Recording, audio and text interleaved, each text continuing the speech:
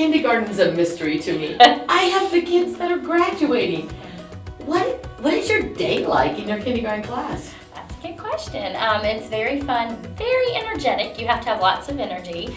I'm kind of known for being a little different. We dress up a lot. We do a lot of outside the box things that gets their attention. They're still kids, so they want all that attention, so you have to bring lots of energy to it. So our typical day starts off with a morning meeting, and we talk about our character skill of the month, and I kind of talk to them about their expectations. They need lots of reminders. You would think going over the rules one time is enough, but not in kindergarten. So we just kind of go over our rules, our expectations, what our character skill is, make that family connection.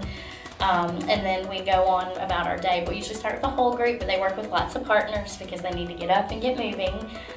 Then we go into our small group setting for reading. One thing I love about that is it gives me the time to work with kids more one-on-one in a smaller setting, but while the other kids are not with me or my paraprofessional, they're having centers where they're learning to be independent. They can do more than you think, and they have choices in their center. So what I found over the years is when I dictated what they had to do at a center, they wouldn't do it.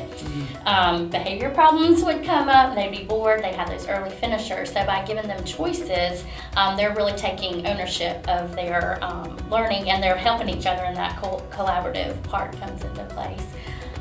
Then we go into, their favorite recess and lunch, their favorite there.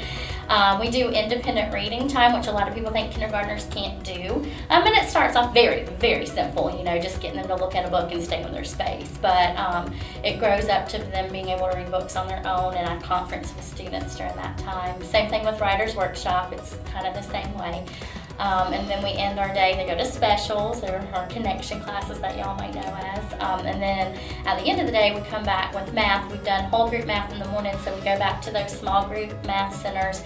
Again, they have their choices, and what's funny is I work really, really hard to find these fun games and what I call tubs, and they never want to do that. They always want to go to the STEM center or the Math the Room center, or it's stuff where they're up, they're moving, they're working together. So I think just making sure they're engaged, staying energized, and just keeping their attention. It's difficult to do, but we do lots of fun things to keep them. Now wait, you have them all day long? Yes, ma'am, have them all day long. In my brain, you've got little 5-year-olds, all day long. How many of them? Right now 17, but I've had up to 23 in the past. In a room, you and one other person. Yes. What happens when one of them gets sick?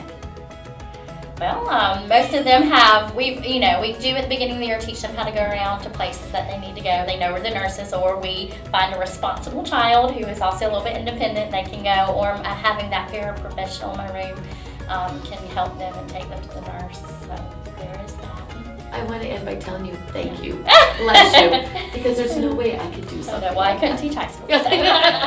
They're taller than all you said. Oh my God.